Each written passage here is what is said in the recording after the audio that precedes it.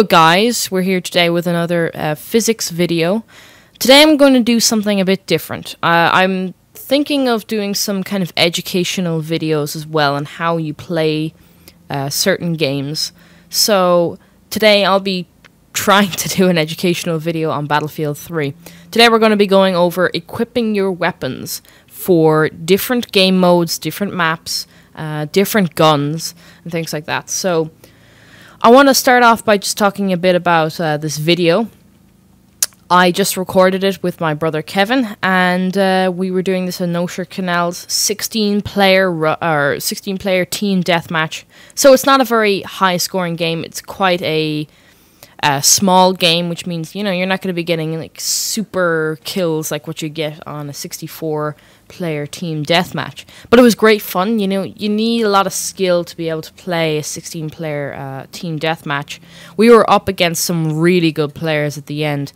One of them might have been hacking, I'm not sure, but it definitely seemed like it because he just kept on getting headshots. It was really impressive.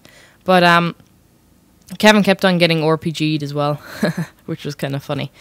Anyway, we might as well get right into equipping your weapon. So, first thing I'm going to go over is scopes. Pretty much every weapon you can put on a scope. Some handguns, most handguns you can't put a scope on, but there are handguns that you can put a scope on.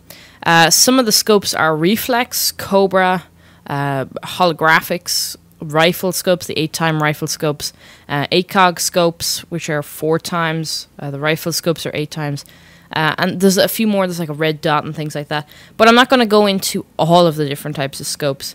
The red dot is very similar to a reflex. So a reflex sight has a red dot. Usually you can actually customize the dot, that's why it's called a reflex. It's pretty good for close quarters. There isn't much magnification on it. It's really just to stay on target. Then you've got the Cobra, which is similar to the reflex, except it doesn't have a dot in the center. Most players you will see will use the Cobra if they're using an AEK 971, or if they're using an M416 or an M16A3. It's probably the most popular sight. I prefer the holographic sight. It's got a bit more zoom. It's got a bit more magnification on it, and I just prefer the sight just a small bit more than the Cobra. I suppose I've been using holographic sights in my Call of Duty days as well, so I'm kind of a big fan of the holographics. Most people prefer using a Cobra. My opinion is just holographics are that little bit better for me. You've got the ACOG then, which is a 4-time zoom. It's very difficult to use because you pick up a lot of sway, things like that on the ACOG sight. It's very difficult in, like, let's say this match, which was a Nosher Canal's team deathmatch, because it's most of the time it's close quarters. So it's in my opinion one of my least favorite sights. And then you've got the rifle scope sight, which is good for big Caspian border matches, Conquest or something like that. You fit that to a rifle, like maybe an L96 or an M40A5. Most people tend to actually stick like a Cobra sight on an L96 or an M40A5 as well. Very popular is to use a sniper rifle for kind of mid to close range. I've seen that a lot. No scoping with sniper rifles in Battlefield, which takes a lot of skill, but also a lot of luck.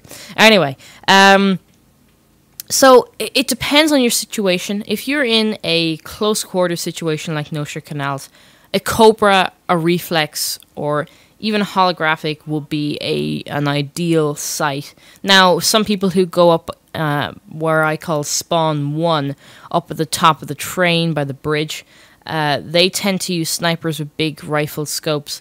Problem with the rifle scope, 8-time or greater, even 4 times or greater, it gives off this glare off the scope. So if you're within 5, I think it's 5 or 10 degrees, if the person is with the scoped weapon is looking at you, I think it's between either 10 or 5 degrees of you, that scope glare will come up and it just makes the person so easily spotted.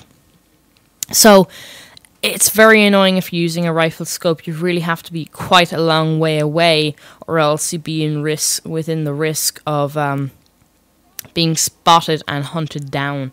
So that's not very good. So anyway, for a Caspian border kind of type game, Operation Firestorm, maybe a rifle scope would be pretty good. An ACOG scope, really, I wouldn't go near an ACOG scope, but I suppose it's one of the first scopes you're going to unlock in most games, so, or on most guns, so I'm not a big fan of it. I'd rather go iron sights than go with an ACOG scope. Alright, the next thing I'm going to talk about is the suppressor attachment. So the suppressor does a few things to your gun. First of all, it suppresses any muzzle flash, so you're not going to be easily spotted just from your muzzle's flash if you're shooting at someone. It definitely suppresses that. Second of all, you don't come up on the mini-map. A big thing if you're using an unsuppressed weapon is you'll pop up on the mini-map, but it's in real time for a few seconds, which means that they can actually not only see the position you were when you fired the weapon, but also your current position for a few seconds after you fire. And in this game, I think that's what was happening to me. They were finding my location when I fired, and there was a big group of them who, big group of players who would go after me and shoot me down. So I switched to a suppressor in this weapon, or in this video later on. Currently in this video I am using the heavy barrel, and that, I'll explain a bit about the heavy barrel later, but I switched to the foregrip and silencer so that I would be undetected, and I'll also talk about the foregrip. So the suppressor comes in very handy if you want to be kind of a stealthy person in the game. The next one is the laser sight. Or not a laser sight, but a laser. So a tactical laser is a, well, I don't know if it's a tactical laser, but it's a laser. You can put that on your weapon, and what it'll do is it will give you better hip fire. So in a situation like Nosher Canals in by the containers in the center of the map, it would be pretty good to have the laser attachment put on your weapon. It'll definitely dramatically increase your hip fire. Now, you probably want to have it on a gun that's pretty good at hip firing anyway, like an F2000, M5K, which is pretty impressive at hip firing now, and the MP7 are all pretty good weapons for hip firing, pretty good weapons for Nosher Canals. So, you know, putting a laser on that, on those will definitely increase your hip fire. It also kind of distracts the player, kind of makes their life a bit harder because you're pointing a laser at them. It doesn't really do as much as the tactical light, which I'll be talking about in just a minute. It's more just to increase your hip fire accuracy. So, next is the tactical light. The tactical light is quite an annoying attachment in my opinion. A tactical light is pretty self-explanatory. It's a flashlight fit to your weapon. So you can go around with your big tactical light in a close quarters situation, and you can blind the enemy by pointing your gun directly at them. I have come across situations where people have been using the tactical light quite often, and they will get the advantage because they just completely distract me. And you can't exactly tell the position of the player. So it is in a close quarters situation, a noob device maybe, to help you if you're unskilled to get a few extra kills. It can be useful in certain situations, but for the enemy it is a very annoying device. So that's the tactical light really. It's just a light.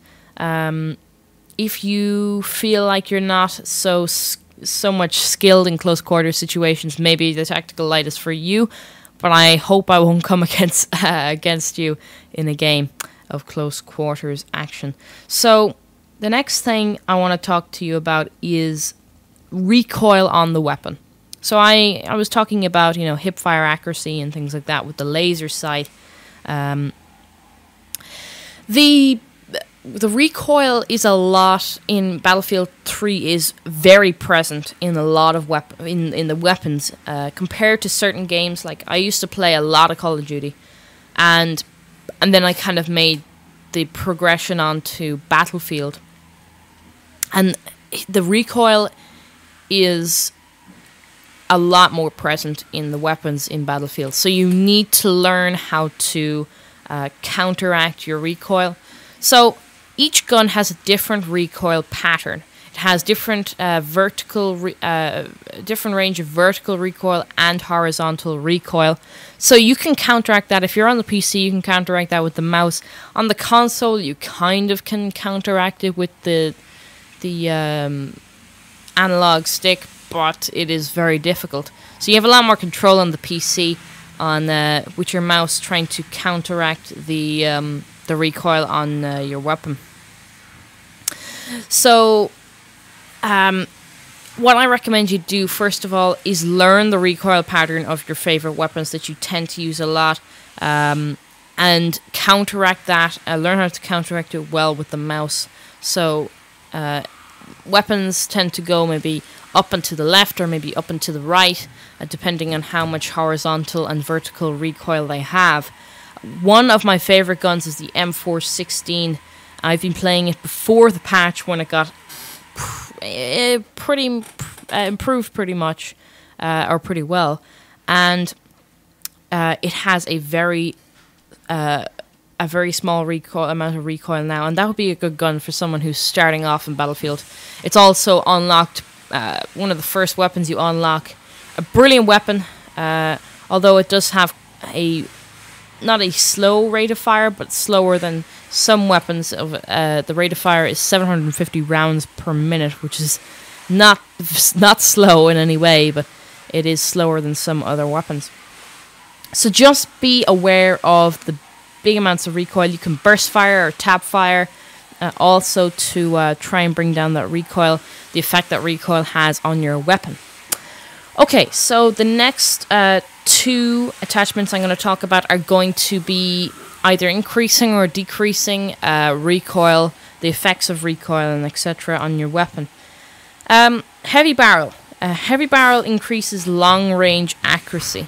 So what it does is it reduces barrel whip, which actually increases the vertical recoil, but it also increases the bullet velocity, which can increase the range of the weapon by up to 50%. If you have like an MP7 or a carbine that doesn't have very good range, and you're trying to play a pretty big conquest map or rush map, maybe you might want to go for a heavy barrel, but I wouldn't recommend using an MP7 in a big map anyway. What I recommend you doing is using like an M16A3 or an M416 and fitting a heavy barrel to that. That will increase your long range accuracy, and also it'll increase the range of that weapon. So the heavy barrel is one of, again, a very commonly used attachment and a very handy attachment. Now it will decrease your hip fire, unfortunately, because of that extra vertical recoil it gives your weapon. So that's again something to keep in mind. Now the next attachment here is the foregrip. Now the foregrip, what that'll do is it will decrease the horizontal recoil, so it's the left and right recoil on your weapon. It also makes the weapon easier to control when in full auto, depending on the weapon. If the weapon has a lot of horizontal recoil, then I think a foregrip would be a very good thing to have. For close quarters, if you wanted to use a mixed weapon, that would be pretty good for mid-range and also for close quarters action. An M416 with a foregrip and a laser sight will be very good for hip fire. Or an AEK with a foregrip in the laser sight would be a very good choice.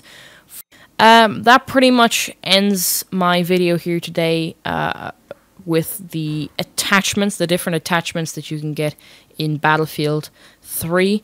You can also get extended mags, actually, which are definitely necessary for high rate of fire weapons such as the MP7 or the M5K and weapons like that, because they tend to come with like 20 round clips. If you upgrade it to like a 40 or 30 round clip, that'll definitely make a big difference. Okay, so thank you very much for watching this Battlefield 3 video, and I hope this helped you, because a lot of people I find don't actually know much about the different attachments you can get for your weapons and what the advantages of these attachments are, and hopefully it'll make you a better player. So thank you very much for watching. See you next time.